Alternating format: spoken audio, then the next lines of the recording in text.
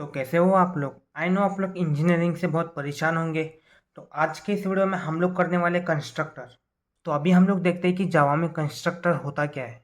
और constructor is a special method that is automatically called when an object is created. मतलब जब भी हम लोग ऑब्जेक्ट क्रिएट करते हैं तभी कंस्ट्रक्टर ऑटोमेटिकली आ जाता है। Its main job is to initialise the object. मतलब हम लोगों को ऑब्जेक्ट को इनिशियलाइज करना होता है, ये उसका मेन काम होता है। तो हम लोग यहाँ पे एग्जाम्पल से समझते हैं। यहाँ पे सबसे पहले तो हम लोग क्लास स्टूडेंट करके लिखते हैं। हम लोग स्टूडेंट करके क्लास क्रिएट करते हैं। फिर हम लोग यहाँ पे स्टूडेंट लिखते हैं मेथड के ज़रिए। स्टूडेंट के अंदर हम लोग system dot out dot print constructor called, ये स्टेटमेंट हम लोगों ने लिख दिया और हम लोगों ने यहाँ पे क्लोज कर दिया। तो अभी हम लोग इसे एक्सेस करने के लिए मेन प्रोग्राम लिखेंगे। क्लास मेन, हम लोगों ने मेन करके क्लास लिया है। अभी आप लोग बोलेंगे कि हम लोगों ने स्टूडेंट करके क्यों नहीं लिया। हम लोग यहाँ पे स्टूडेंट के अलावा कुछ भी लिख सकते हैं, बस हमें स्टूडेंट नहीं लिखना है क्योंकि हमें इसे ही एक्सेस करना है। तो हम लोग लिखते हैं क्लास मेन, यहाँ पे स्टेटमेंट लिखते हैं public static wide main string और ये आर्ग्यूमेंट्स। तो अभी हम लोग यहाँ पे इसको एक्सेस करेंगे। तो एक्सेस करने के लिए हम लोग सबसे पहले यहाँ पे लिखेंगे स्टूडेंट, क्लास नेम लिखेंगे स्टूडेंट, और यस1 क्या है दोस्तों, ऑब्जेक्ट है, that is equals to new student. हम लोग न्यू इसलिए लिखते हैं क्योंकि हम लोगों ने ऑब्जेक्ट अभी अभी क्रिएट किया है। तो जैसे ही हम लोग इतना लिख लेते हैं तो कंस्ट्रक्टर ऑटोमेटिकली इसे रन कर लेता है। तो आगे हम लोग जैसे एग्जाम्पल सॉल्व करते हैं तो आपको क्लियर हो जाएगा। तो आगे बढ़ते हुए हम लोग इसका सिंटैक्स देख लेते हैं क्या है। तो अभी हम लोग इसका सिंटैक्स लिखते हैं, सिंटैक्स क्लास नेम, उसके बाद हम लोग ऑब्जेक्ट क्रिएट करेंगे मतलब object name that is equals to new. फिर हम लोग फिर से एक बार क्लास नेम लिखते हैं और उसके साथ एक मेथड अप्लाई करते हैं। तो अभी हम लोगों ने न्यू इसलिए लिखा क्योंकि हम लोग यहाँ पे ऑब्जेक्ट क्रिएट करते हैं, to create an object.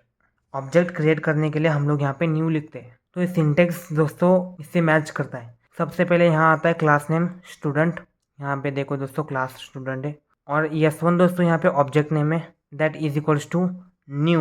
New मतलब हम लोगों ने यहाँ पे ऑब्जेक्ट क्रिएट किया है इसलिए न्यू, और यहाँ पे class name with parenthesis, parenthesis का मतलब होता है मेथड, और ये सेमीकोलन। तो ये रहा दोस्तों इसका सिंटेक्स। तो कंस्ट्रक्टर के बारे में मैं फिर से अब एक बार दोहराता हूँ। कंस्ट्रक्टर दोस्तों एक मेथड होता है। मेथड मतलब दो पैरेंथेसिस को हम लोग मेथड बोलते हैं, which has the same name as the class, मतलब new student same name as the class.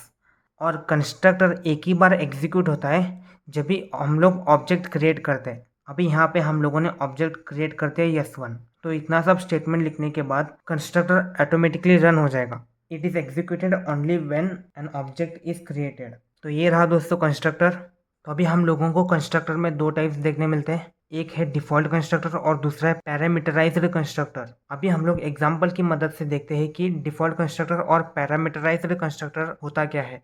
तो यहाँ पे देखो दोस्तों, यहाँ पे मैंने डिफ़ॉल्ट कंस्ट्रक्टर के नाम से एक एग्जांपल लिख लिया है। तो हम लोगों ने यहाँ पे बॉक्स करके क्लास क्रिएट किया है, उसमें हम लोगों ने लेंथ हाइट और विड्थ ले लिया है। तो हम लोगों ने फिर से बॉक्स को बुला लिया। जब हम लोग क्लास दोबारा लिखते हैं इसी को हम लोग कंस्ट्रक्टर बोलते हैं। तो हम लोगों ने यहाँ पे बॉक्स ले लिया, इसके अंदर हम लोगों ने कुछ भी पैरामीटर्स नहीं डाले, इसको एज इट इज़ डिफ़ॉल्ट छोड़ दिया, और यहाँ पे लेंथ हाइट और विड्थ को वैल्यूज असाइन कर दिए। ठीक है, तो हम लोगों ने यहाँ पे वॉइड वॉल्यूम लिख के इंट वॉल, इस वॉल के अंदर ऑपरेशन परफॉर्म कर दिया, length into height into width, मतलब 10 इंटू 20 इंटू 30।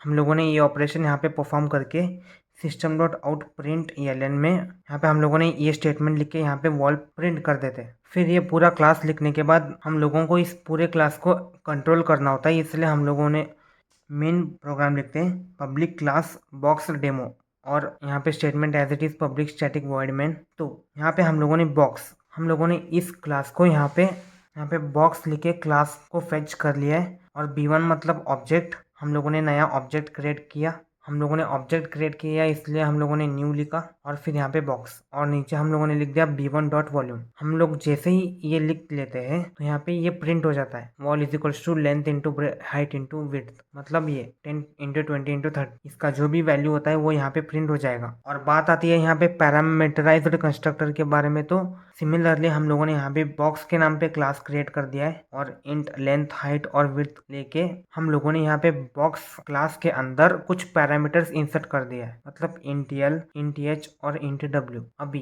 इसके अंदर हम लोग यल मतलब लेंथ लिखेंगे, एच मतलब हाइट लिखेंगे और डब्ल्यू मतलब विड्थ लिखेंगे। पैरामीटराइज कंस्ट्रक्टर मतलब हम लोगों ने यहाँ पे बॉक्स के अंदर बॉक्स कंस्ट्रक्टर के अंदर यहाँ पे कुछ पैरामीटर्स इंसर्ट कर दिए और as it is int volume return ये सब। अब यहाँ पे देखो दोस्तों, मेन प्रोग्राम है पब्लिक क्लास बॉक्स डेमो, ये सब एज इट इज लिख दिया। सबसे पहले हम लोगों ने यहाँ पे क्लास लिख लिया, फिर हम लोग यहाँ पे दो बॉक्स क्रिएट करते हैं। तो सबसे पहले बॉक्स B1 में हम लोगों ने न्यू बॉक्स मतलब नया ऑब्जेक्ट क्रिएट कर दिया B1। यहाँ पे हम लोगों ने लिख दिया 10, 20 और 30। तो बेसिकली ये 10, 20 और 30, 10 मतलब इंट एल में चला जाएगा, 20 मतलब एच में चला जाएगा और 30 मतलब विड्थ में चला जाएगा। अभी यहाँ पे आएगा 10, 20 और 30 मतलब length is equals to 10, height is equals to 20 और विड्थ इज इक्वल्स टू 30। और जैसे ही हम लोग यहाँ पे ये लिखते हैं int vol is equals to B1 dot volume, ये लिखने के बाद जैसे हम लोग यहाँ पे वॉल प्रिंट कर देते हैं तो हम लोग यहाँ पे 10 इंटू 20 इंटू 30 जो भी वैल्यू आता है वो यहाँ पे प्रिंट हो जाएगा, मतलब बॉक्स B1 में। और बॉक्स B1 में हम लोगों ने वैल्यूज अलग दिया है, वैल्यूज हम लोगों ने दिया है 30, 40 और 50। तो 30 मतलब L, 40 मतलब H और 50 मतलब W। तो ये तीनों जब इनटू होते हैं तो